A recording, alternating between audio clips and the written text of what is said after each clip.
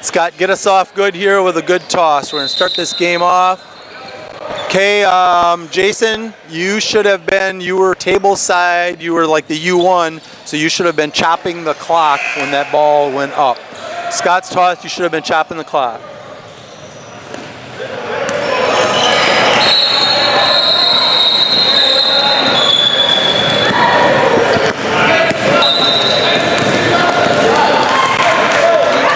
Good no call, defender was straight up. Good look, Pat, good angle. Was there contact? Absolutely. The defender went straight up, so he's legal all the way to the ceiling as long as he stays within his plane.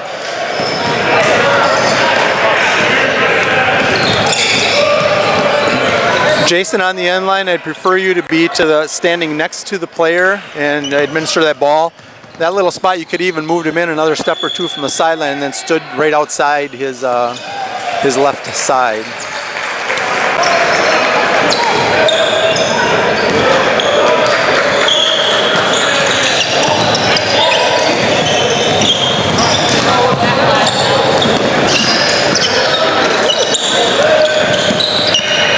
Let's make sure we're hustling to get to our spots. So like on that play coming down there, Jason, rather than walking down with it, you're the C official. So our trail will bring the ball up the court unless there's a lot of pressure in the backcourt.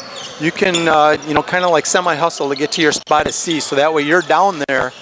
When that play gets down there, in case there's a drive or something, you're already locked and in position to help out and make that call going down the lane.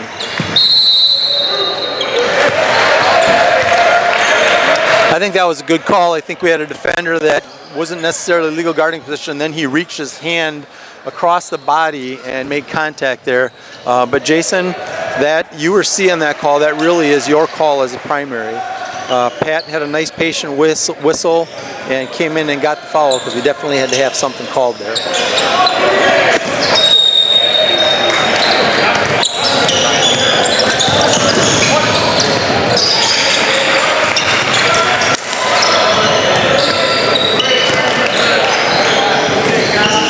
Good job, Jason, chopping the clock. Scott had the chop on the missed. As soon as it went in, obviously he dropped his, so that's all good.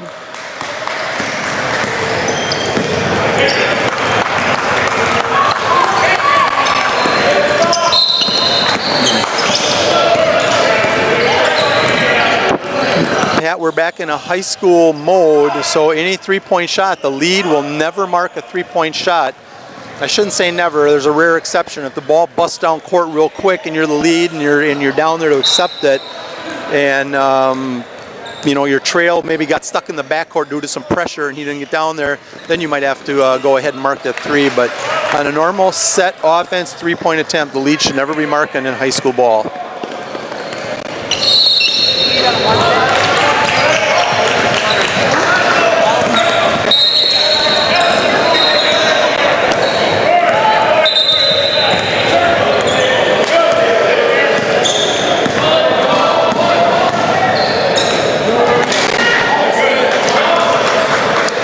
Pat, I like your nice wide look at the lead. We've been talking about that so far through camp, and how sometimes with lead we want to get down too close into that closed down position, and we really kind of jeopardize our angles and our looks when we get too close to that lane on a consistent basis. So that wide look is good. You can get I think you see a little bit more. And then when you do make that call, you can always, take that one or two aggressive steps in to come in and address the foul.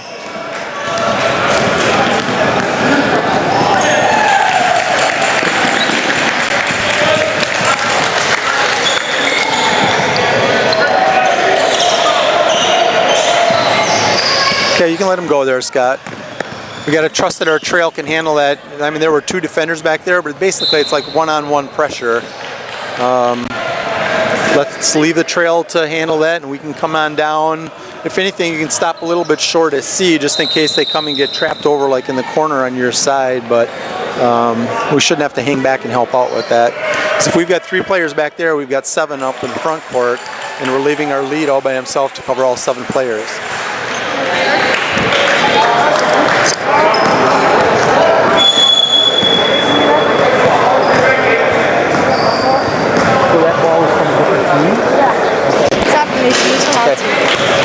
Okay, hold on. Stop yours, hold on. This ball is from a different team, supposedly? No, that's my ball. Oh, it's his. They were warming up. This is his ball. It's my ball. Okay, we good? All right. Thank you. Yep. Doesn't mean it's not over their big. I'm just saying. Yeah. That's,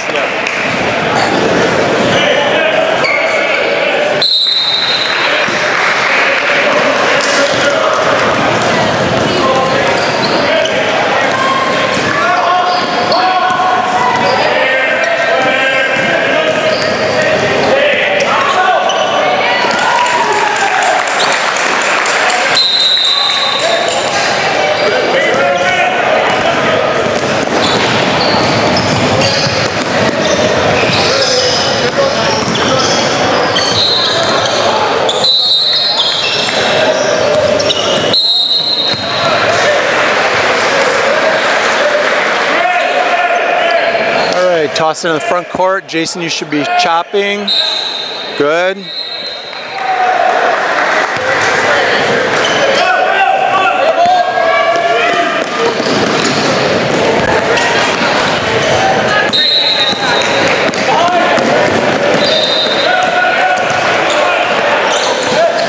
little rash of turnovers going on here, which is forcing you guys to wheel and deal back and forth.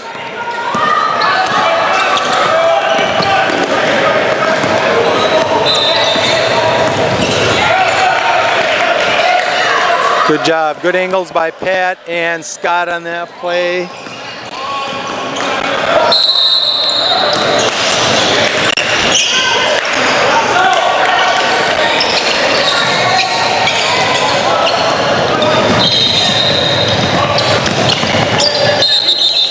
Good job. Good crew communication. I'm a big proponent of that. Everybody signaling. We got 2 shots. We got 1 and 1.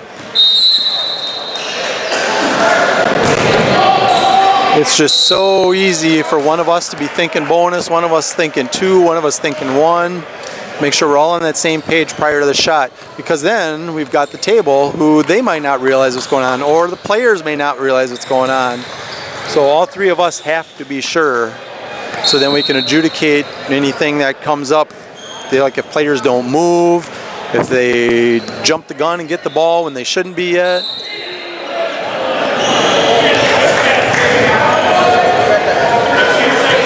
Pat, you were the only person in the gym who had a good look at that one. That thing spun, curled away from Scott.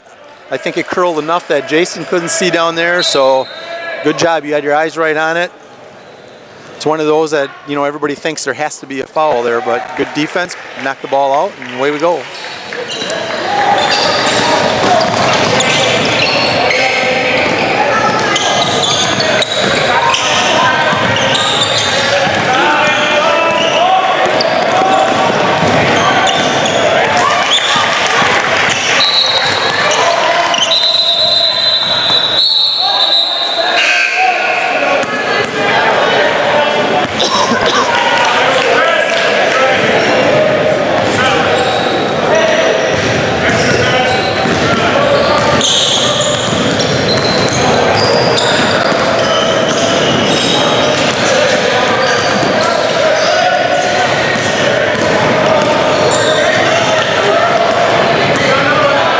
That'd be an interesting play to look at that came across the lane here. So Orange comes across, gathers the ball, goes up in the air, and then I'm not sure exactly what happened, but it almost seemed to me like he came back down to the ground before he passed the ball. So just replaying it in my mind quick, there's only 2 possibilities we could have had if that's what happened, if what I'm replaying is correct. If he came back down to the ground, we've either got to have travel, or if the reason he came back down to the ball and couldn't get rid of the ball, what was in the air, was somebody capped it or tied it up, then we should have jump ball. That'd be a good one to go back and take a look at on the video.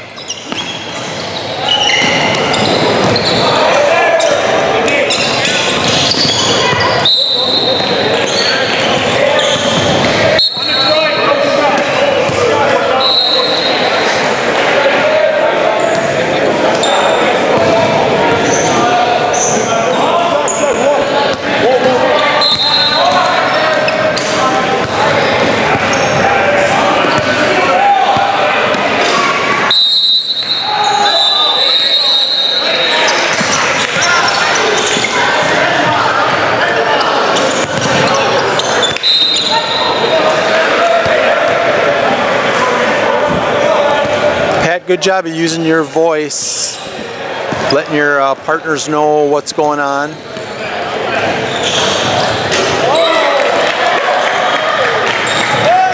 I think we talked a little bit about it yesterday, Pat. Make sure in that three-point mechanic we don't get lazy with it. We don't just kind of go out with our hand. Let's get that hand up so your partners, it's very clear what we have there.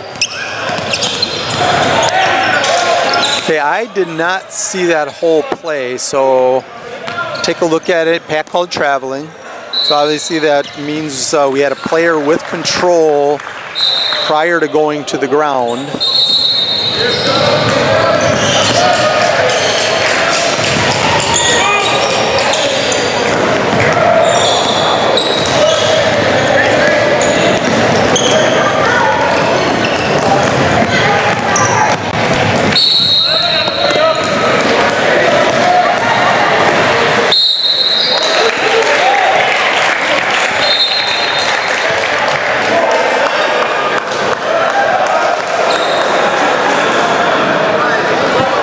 Okay, Pat, that might be a good thing.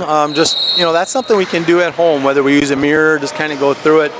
Develop a routine so every time you have an and one call, you just have a nice, comfortable, natural way of reporting it. So me personally, once I tell my partners what's going on, make sure we've got our shooter, I turn around at the table and the first thing I do is count the basket, color, number, how many shots. So let's count the basket, blue foul, or blue, 23, one shot. Just say nice, calm, delivering, tables clear, they're very easy to understand. Because the first thing the table is always thinking is, oh, does the basket count? So if we give them that information first, that answers their big question.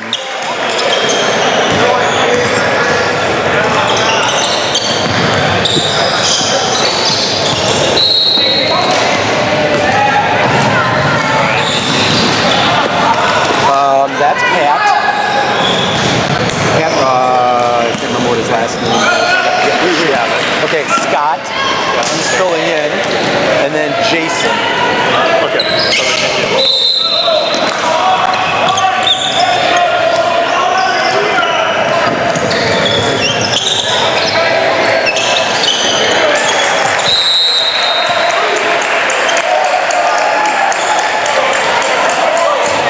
Good job, guys. This crew does a really good job of communicating on the free throws, how many shots. I mentioned it before, but I just want to point out again that you guys are doing a great job with that.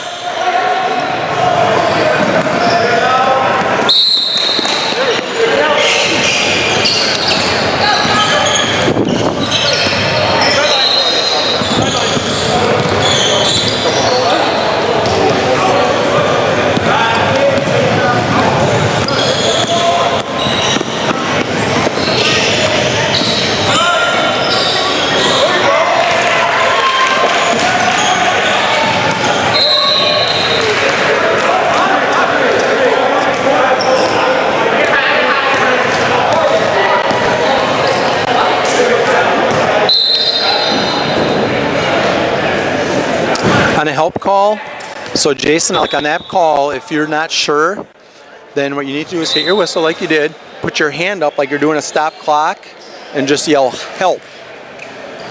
And use your voice, yell help, to make it clear to the to your partners, obviously, first of all, and to the teammates and the coaches that you didn't have a good look at it, but you're asking for help.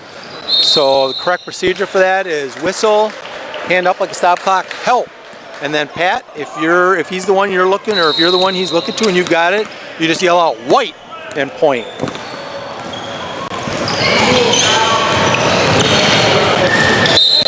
And if we've got that process down in our mind, it's just quick, it's smooth, you sell the call, and boom, we go on.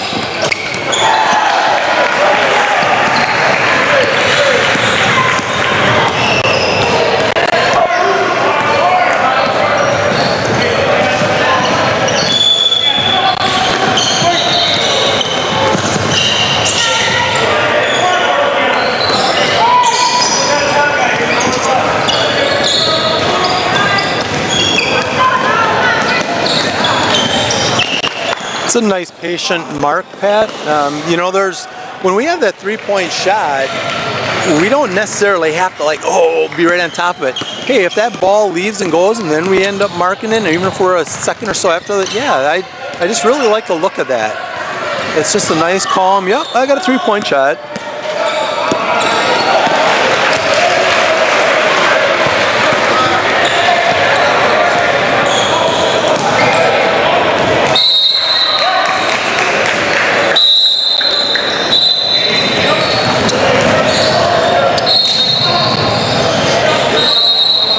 Okay, so Scott subs. Jason, I'm not sure if you had it. Table side will always bring in subs unless you have the ball. So like in that situation, Pat's lead here, Scott is going to become the new lead, or Pat's actually trail coming down. Scott's the new lead. Jason, those are your subs. See, we got to get a hand up. Whenever we have subs coming in, we want to see a hand up, and then double check, 5-5, okay, we're good, boom. Then we give the go ahead and let her roll.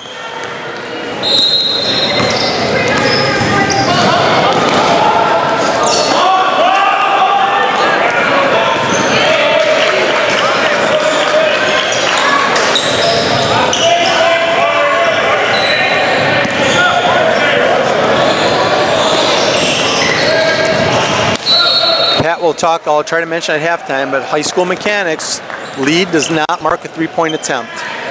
Remember, in high school coverage, lead only goes out to the three-point line.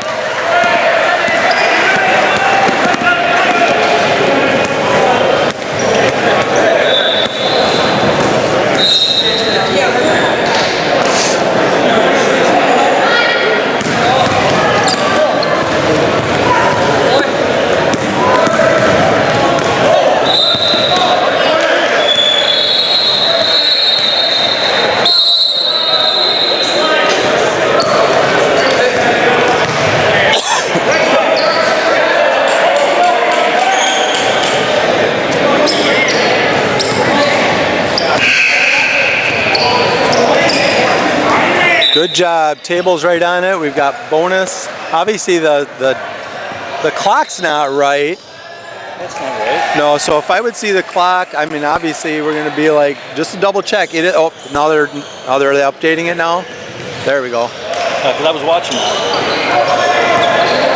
So Table did a good job of communicating to us. They were actually behind on fouls, which especially in a situation like this, as officials, we want to try to be cognizant of that. We want to try to remember, okay, oh, it's 0-1, now we had a foul, now it's 0-2, 1-1.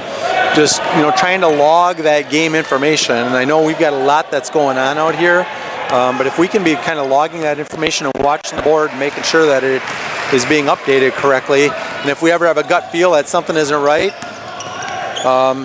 game is easier because you have dead balls, you actually have clocks not running. Here you got the clock running, so you feel a little pressure to, but if we ever have a gut feel that something isn't right there, you know what, take a second and ask. Confirming what is or what isn't correct will most likely keep us out of dealing with some issues later in the game.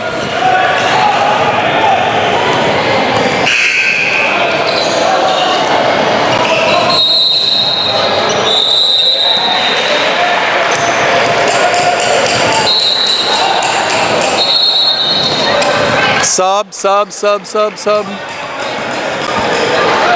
It's hard to pick up there. Get in the habit of every free throw, glance over there, like here. If they're standing at the middle of the court there, obviously we know that that they're a sub. So they may not do a good job of communicating to you, and obviously the table's on the end of the court, so it's hard to pick that up.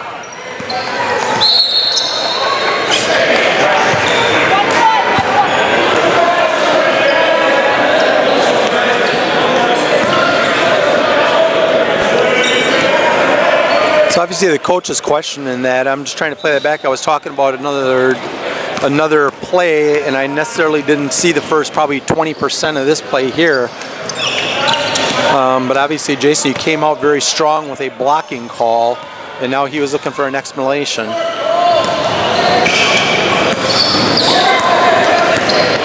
Clock's not running, clock's not running. Clock! Clock!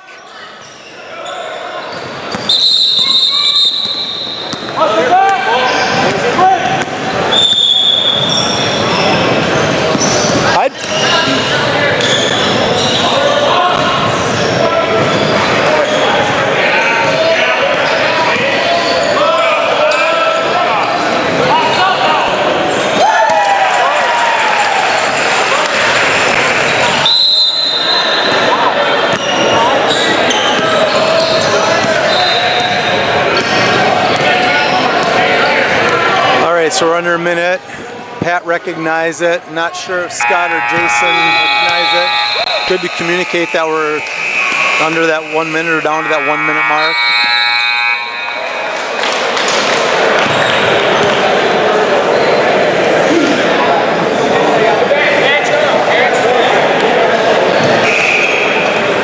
So Pat's trying to communicate that we've got 1 minute.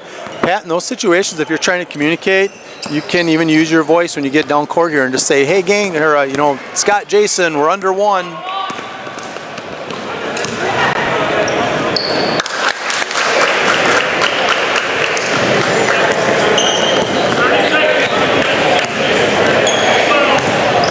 Okay, Jason, I'm not sure what this was. Tapping the top of the head in high school ball, we don't have a signal or a mechanic for that. College basketball, that means we have a shot clock violation, and with shot clock coming up in a couple of years, I'm sure that'll end up coming down to the high school, but tapping the top of the head is not a signal or a mechanic.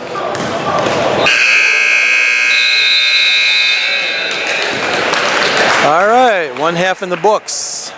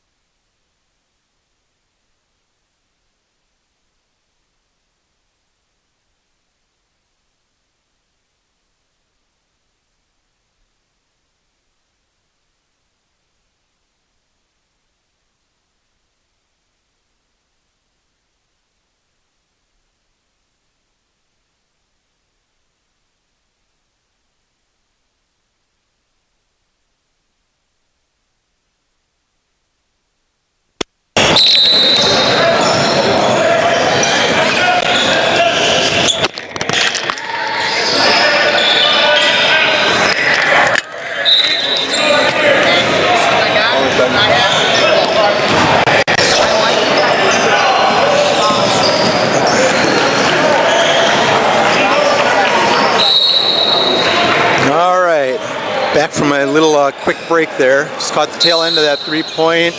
That looked good. We had him marking the attempt, mirrored the make. We talked a little bit about that at halftime. Jason had a question or two about the whole thing. Good job, Scott. Way to pick up that substitution. And in that case, Pat's got the ball, so opposite official in that case will help out and bring in that sub. Nice job of keeping your hand up. We got a hold situation. We got something going on, so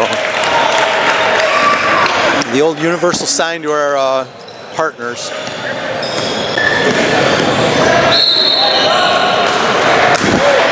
Good job, Jason. Just a little on the try to mark with your outside hand. The theory, that's a great get, Pat. Great get. Shuffle of the feet before he went. Try to mark with our outside hand because typically our table is at center court, right? So if we mark with our outside hand, it's that much easier for the table and scorekeeper, score book operators to see. You know, you got those statistics that are so important. Good no call. There was definitely some contact there with the defense, but they were legal guarding. They were moving laterally with the ball handler. Ball handler kind of leaned in, maybe gave a little elbow to the midsection of the defender, but not really enough to displace him.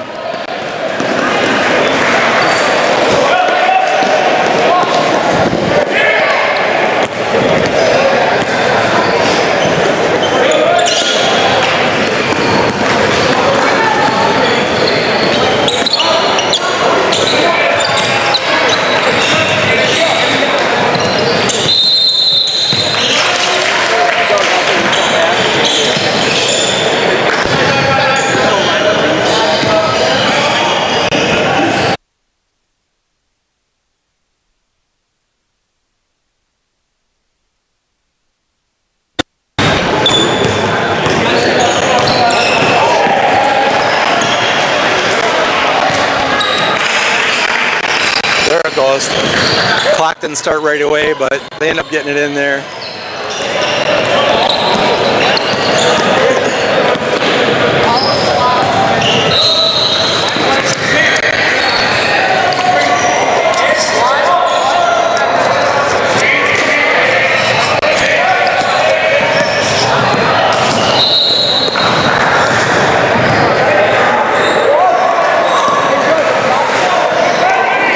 Good no call, Pat.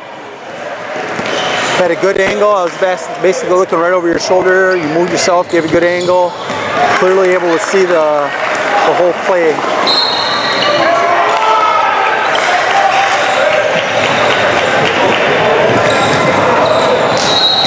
Jason, good job of beating that play down the court because you had to bust your butt to get there, right? You were there, you turned around, you accepted the play, you had great vision, and then I thought your mechanics were real good because you were almost still in a little bit of a moving mode, but we had the foul, had the basket, had your, made count the basket and one. I just thought that was a really good sequence right there.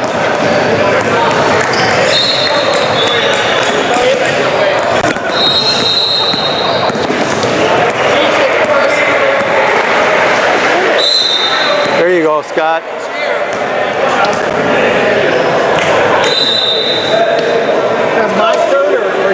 It was really close. I was just going to make a comment. So I thought you guys did a really good job of you not picking that up to let him know that you got to stay on that. So Pat and I were just really talking there, and if you look at this play, and I think the video should be able to see it real well, the contact actually happened in the C's primary. So it was probably about maybe 2 to 3 steps into the C's primary. But it was one-on-one up here. There was nothing else going on. It wasn't really, the ball didn't get stagnant there where it would draw Pat as a C to come up to get it. So I thought Pat did a really good job of knowing it was there, but he never turned his body, never turned his eyes. So Scott, I'm assuming, stayed on the ball. He recognized that Pat did not pick it up. So we ended up getting a foul up there, which needed to be called. And we weren't in that transitional state like, okay, is it Pat, are you on, am I on? And then we end up missing the call. So good job between both of you, whether you had designed it to be that way or it just happened that way, but really good job.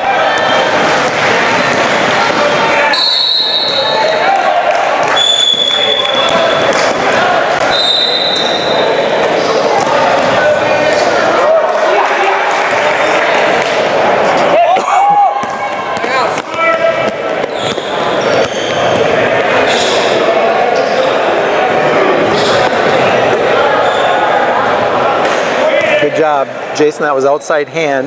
Now you're on this side of the court, so is your right hand. I just have a feeling that you're probably kind of right hand dominant, so that's usually the hand you're going to think going up with first.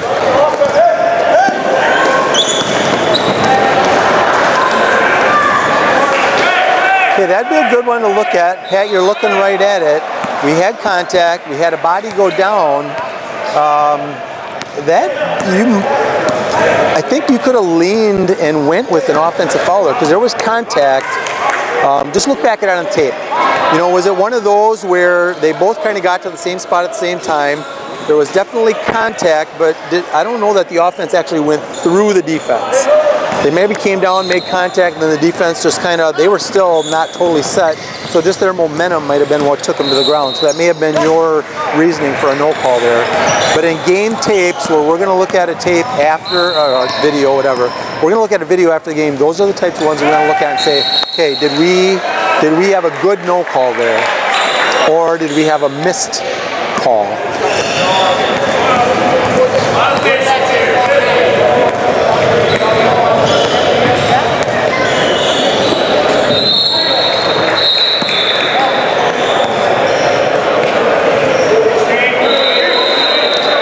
Yep, there you go, Jason. Good. Picked up the rotation, got down to home base as a C. Don't bail out on that too quick. Stay there.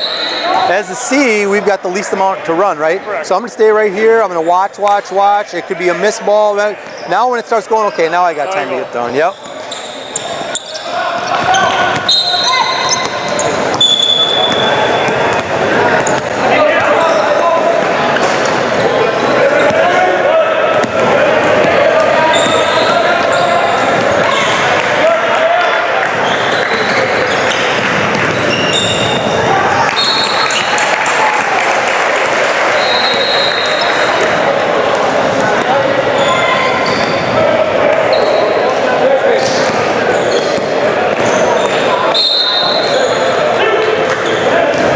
Good job, Jason.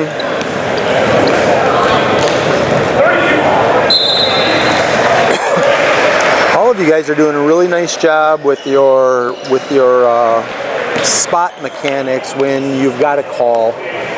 We're being patient. We're not vacating right away. We're watching the end of the play occur because as soon as our whistle blows, except for a ball that's in flight, we have a dead ball situation, correct? So anything that potentially would happen after that whistle or after the dead ball situation is created, now we get into that whole realm of the rule book with dead ball contact, dead ball technicals, and all that kind of good stuff. So we want to make sure that we are very, very good dead ball officials. And when you think of how many dead balls we have in a game, there is a lot of opportunity for something to happen.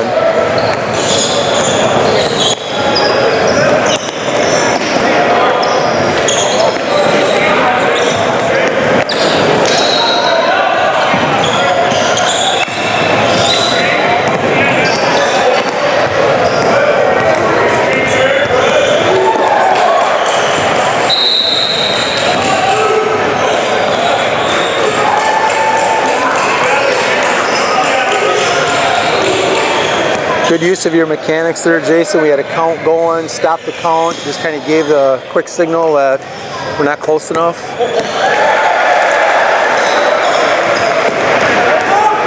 That's about the only time I know we've got that signal that, you know, we're not closely guarded, I guess if you want to call it. But the only time I use it is just like this, and this is just me. But the only time I use that is just basically like you did there, Jason, where I've got a count going and now I stop the count. Then I'm gonna visually say I stopped the count because there's now separation.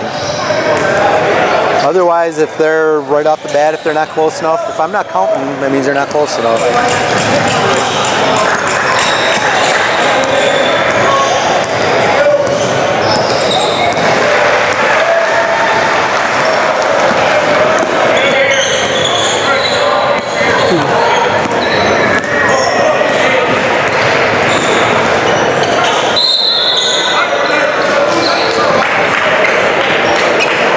Okay, we got timeout. Jason communicated where the ball is going to be coming in.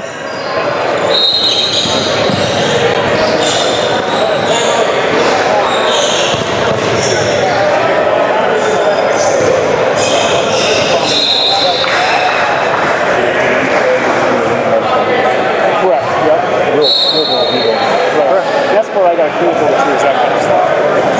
Not sure on that. Anything? Kid knocked to the floor, defender, and I heard I didn't hear the comment, but I know you were talking. I just said those are like in game, and when we review video, those are always ones for sure we want to review, just to see, did we have help us? Did we have a good no call? Did we possibly have a missed call? Okay. The initial thought was I caught about the last 90% of it, so I didn't see the initial. So it's like, okay, so if somebody just sees that, even a coach, they may look at that and say, oh, there had to be something. Well, a body goes to the floor, normally we say we need to have a call, but in that situation, the defender's getting there. He probably was there enough to have legal guard. So he really never stopped. But when that contact was made, was it both just kind of them coming to one spot? I don't know that the offense really went through the defense. I didn't think so. And that's where I made the comment. I said, Pat, when you looked at that, when they came down, there could have been contact, which maybe helped a little, but the defender probably went more to go more because his momentum was taking him that way. So it looks worse than it is. But those are just ones we want to, But so as I was talking it out loud, I'm like, I think that was a good no call. But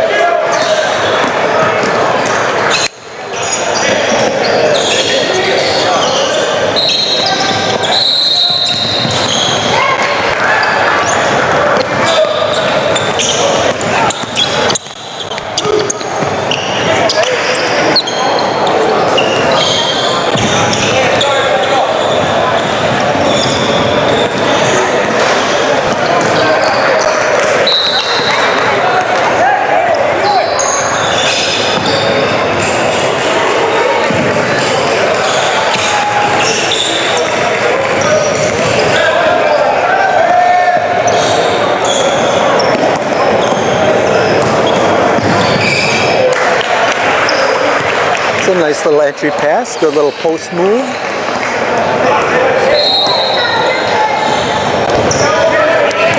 Jason, that particular spot right there, look at the videotape right when I mentioned it, I would like to see you wider as the lead. So the ball was out towards that three-point line, and you were pinched down next to the lane, basically in what we call the close down position. I'd like to see you another 1.5 to 2 steps away from the lane. So now when that entry pass comes into the lane, you have an angle that you're looking into the lane versus looking up the lane. The more we look up a lane, more than likely we're looking through backs and through players. So we want to get that side angle, and we get that by being a couple steps off the baseline, or off the lane line, I'm sorry.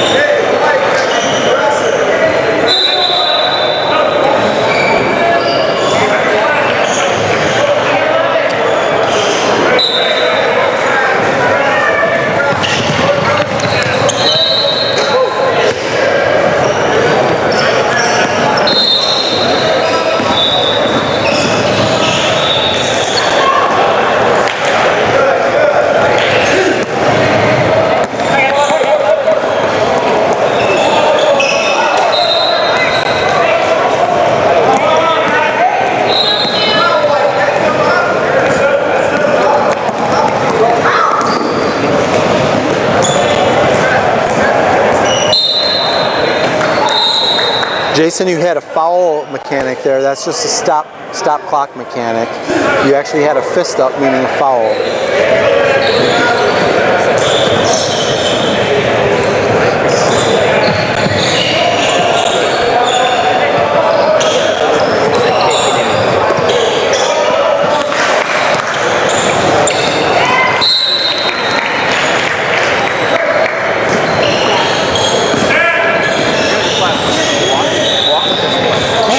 don't know if that's something we've been working on between yesterday and today, but obviously you found a good spot and you're comfortable being outside that lane. And we were talking about it down there with Jason. Just good job. I'm just really impressed with how you got that down, because I don't remember you doing that all the time yesterday.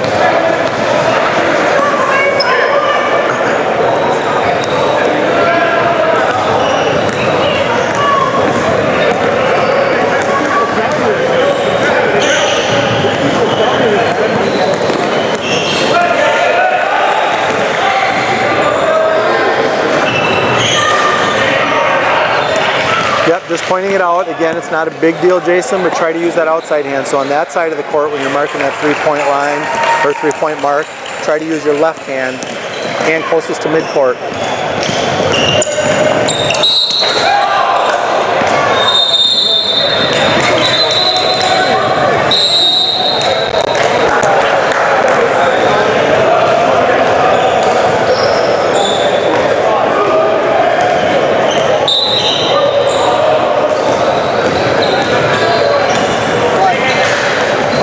My flip-flops today. Oh, I found them in the car. I know they're in the car. I'm like, they're not in the car. Yeah, they are. So she brought them in just to prove a point. Thank you, dear. She said, now I'm going shopping.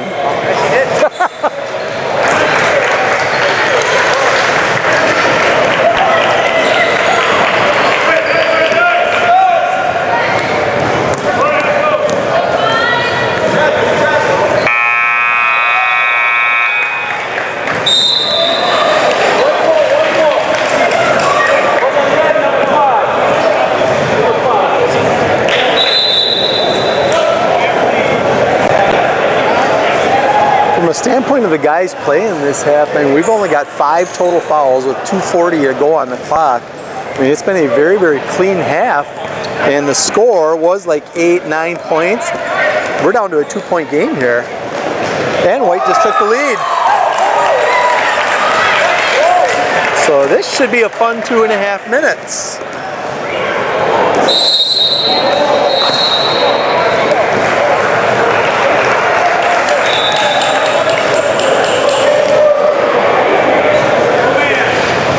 On that one. What's that? Oh, absolutely. Yep, Mr. Style just came walking through, and I was kind of thinking the same thing. Player went up. Obviously, I'm looking through a body here, but Mike happened to be on the end of the court, so he's looking up at. He did not think there was enough there to call a defensive foul, especially in this game. Not saying that we've ever passed the fouls, but the fouls are low. Kids have been playing. We've been letting them play, you know, through some of the potential contact. That particular did that call fit what we've been calling the rest of the half? We definitely don't want to give an impression that we are tightening up the game just because the score is a couple points and we're down to 2 minutes.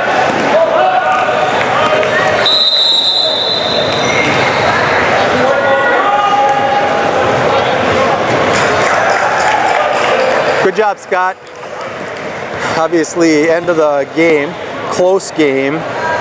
Clock management is very important. It's important of the whole game, but there's no doubt we don't want to change the scope of the game here by missing the clock not starting.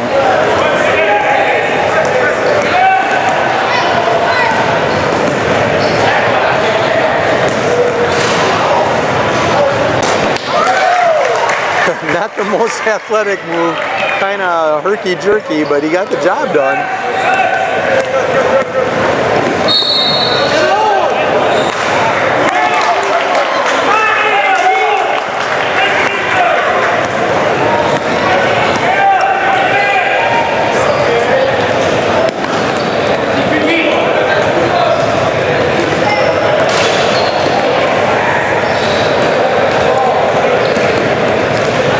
We didn't have a chance to get together here, let's say in this game we would have had a chance to possibly get together. I mean, we're reminding ourselves, hey, it's high certainty calls. Don't change what we haven't been calling. You know, don't call something that we haven't been calling the rest of the game. Obviously, you never want to, but in this situation, you do not want to miss any elephants. Nothing escapes the room that way. Okay, we're under a minute.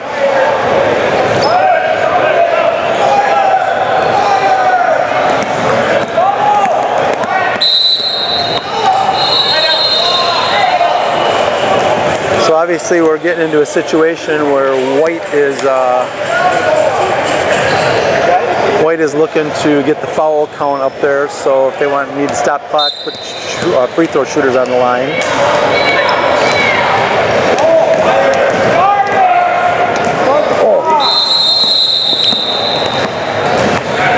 gotta get somebody over there to come on the clock. It's either gonna stop watching the game or start running the clock.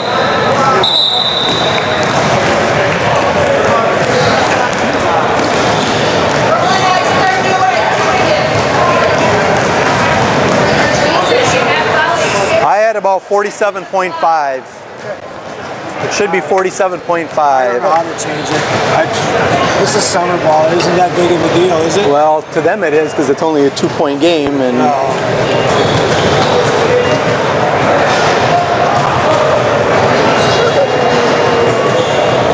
try again. Set. Try. All right. I'll just let it go. It's the same system we have it all. Why don't you let me chop it in? Okay, so let's tell the coaches we're going to count 5. So do not start it till he chops his hand, okay? You want to let the coaches know? And then we're worrying about the clock. There was obviously Edgar fouls here. Yeah. We missed that because we're worried about the clock. Let the coaches know. Jason, just so you know, the ball's going to come in. Pat's going to count off 5 and then chop. They're not going to start the clock till he chops it. Yep. Pat's just going to count 5 and then chop it. So you'll see him with his hand up. He's going to be the starter. Yes. Sorry about that. No, that's okay. Well, you're worrying about the clock, and then when we take clock away, then we miss. Yeah.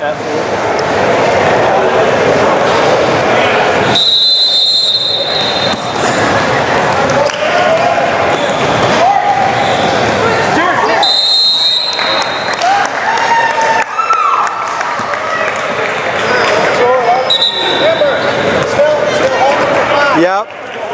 You still do it though, Pat. You do the counting.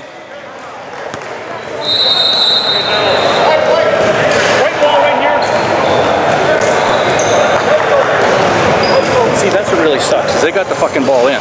Well, and then you go over there, and no, it's okay. And you go over there and you understand, but that's besides the point. We'll talk about it afterwards. But when we get together in situations like this, we got a 2-point game, so we want to remind ourselves, high certainty calls. We don't let any elephants escape the room, right? We don't want to change anything. We don't want to call anything that we haven't been calling the whole game. We don't want to give the perception like, oh my gosh, it's a 2-point game, we're going to tighten it up now. So we just got to stay like the obvious and don't be stupid. Yep. Help each other out. We You're know saying it's best here if I chop it in? I would still say and remind them, you're going to be right there. Tell them, hey, I'm still going to have my hand up. When I chop, that's when you start the clock. Sounds good. Because that guy goes like, it's summer ball. What does it really matter? I'm like, well, to these kids it matters. It's a 2-point game. To us it matters. Yeah. But that's fine. Yeah, exactly. It is what it is. Sir, yes, The sir. last call that was made, he made the call as a trail, right? He did. Did you see it? I was actually talking to him because there was a clock issue. You guys were fucking He looked back because the clock didn't start, so he looked up. Yeah. I caught the tail end of it, and I should have been watching. That's exactly why. No. Would you have called the foul? Absolutely. Oh yeah. Yeah, because I looked as soon as the foul. They were trying to stop the clock. Yeah. It almost could have been intentional. But I knew what they were doing. As soon as the foul happened, I look and Scott's looking at the clock because the clock never started. And the guy on the clock goes, "It's summer ball. What does it matter?" Because I mean, Oh, yeah. shit, he made that call from the back. Yeah. I'm just going. Yeah. So fortunately, Pat was helping out and calling. But Scott did what he did look back because we've been having troubles with that clock most of the game. So he wanted to make sure the clock started. So Pat was probably thinking, hey, Scott's going to check it. So it worked out, but. When I looked at it, I said, yeah, that's a foul, but why is he calling it over And Scott said that right away. He goes, I'm sorry, I was trying to take the clock. And I said, I understand. Yeah, and the guys over on the clock, they're like, what does it matter? It's a few seconds. It's summer ball. I'm like, well, we've got official. I said to the kids it matters. It's a 2-point game. To my officials it matters because they're trying to call the game the way the book is written.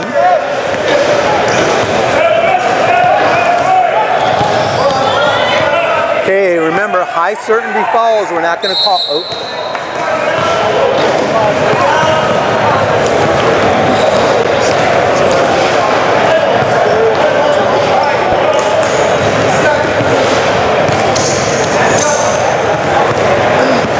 Okay, so Pat called the foul. Obviously, Edgar or the white team fouled. Pat called it, but he called it on the ground prior to the attempt, which I think was a good call.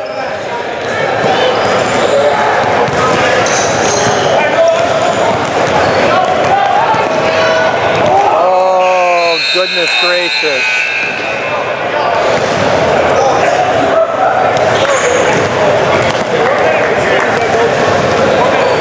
Nope. Oh, 1 minute between, he's saying? No, I think 1 minute is what the half is. No. 2-minute clock, right? You're supposed to be next. I'm supposed to be here, I think.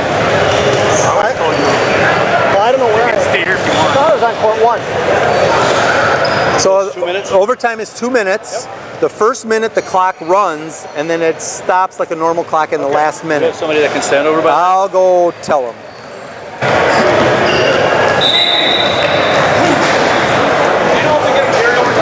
The timeout does carry over. So white has 1, orange has 2. Who's going this way? So you go the same way you're going. So white's still going that way. Skipping that way, jumping that way. White.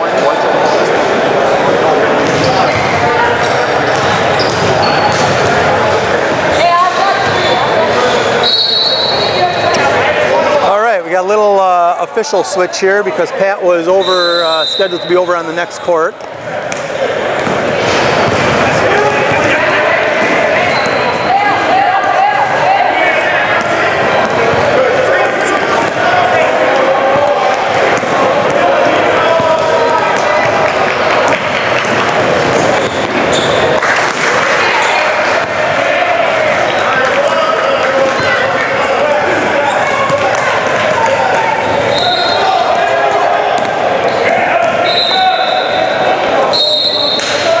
Keep a good hand on that. I'm not, again, we don't want to call anything we haven't been calling, but that particular play, so white starts driving the lane, 23 puts his right hand on him, then takes his right hand off, puts his left hand on him. So that, by the rule, that is a hand check foul, multiple touches.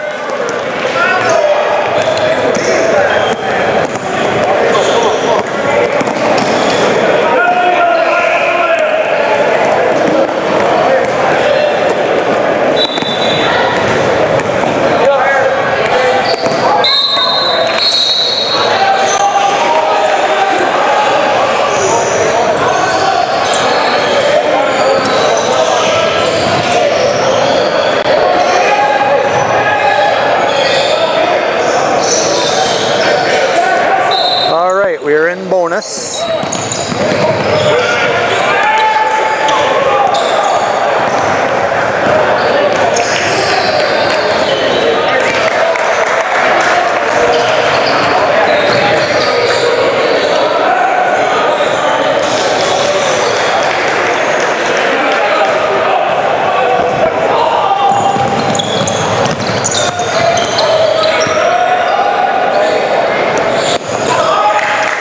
Okay, Orange has a 4-point lead.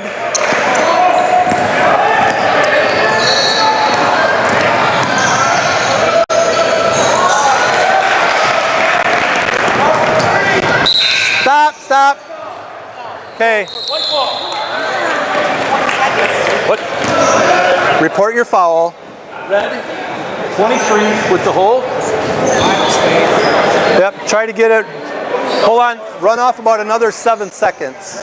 So get down to 41 something.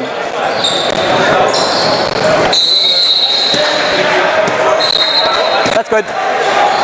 Thank you.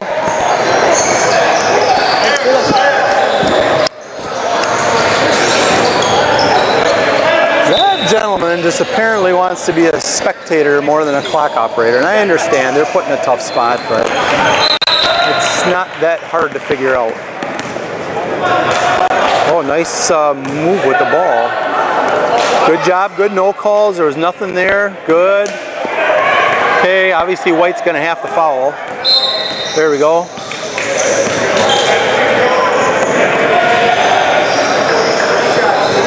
Rotate, right? Yep.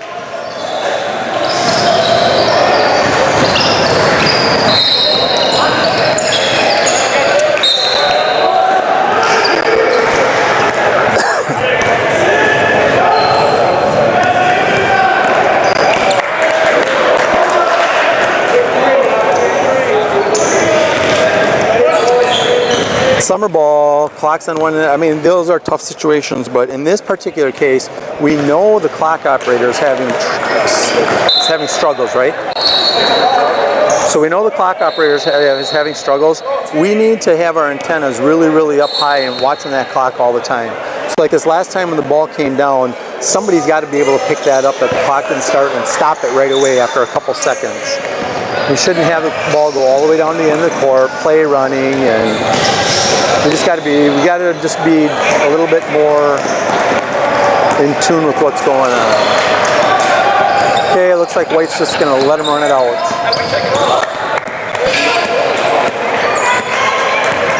Okay, Scott's got the clock. All right, gentlemen.